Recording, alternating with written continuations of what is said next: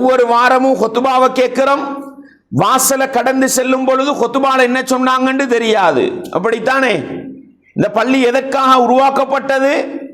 இங்கிருந்து இந்த ஊருக்கு குர்ஆன் சுன்னா போக வேண்டும். அன்பார்ந்தவர்களே, ஒரு காலம் பள்ளியிலே குர்ஆன் தர்ஜுமா வைக்க முடியாது, பள்ளிக்குள் குர்ஆன் தர்ஜுமா வாசிக்க முடியாது.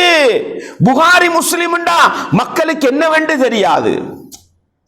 அல்லாஹ் இது போன்ற மஸ்ஜிதுகளை, குர்ஆன் சுன்னாவுடைய மஸ்ஜிதுகளை உருவாக்கி அதற்கு ஒரு சமூகத்தை உருவாக்கி குர்ஆன் அரபியில் ஓதுவது போன்று தர்ஜுமா வாசிக்கப்பட வேண்டும், குர்ஆன் வகுப்புகள் மஸ்ஜிதிலே நடத்தப்பட வேண்டும் என்ற உச்சகட்ட போராட்டங்கள் தான் குர்ஆன் சுன்னாவுடைய மஸ்ஜிதுகள். சகோதரர்களே, புகாரி முஸ்லிம் வாசிக்கிற சமூகம் உருவாக வேண்டும்.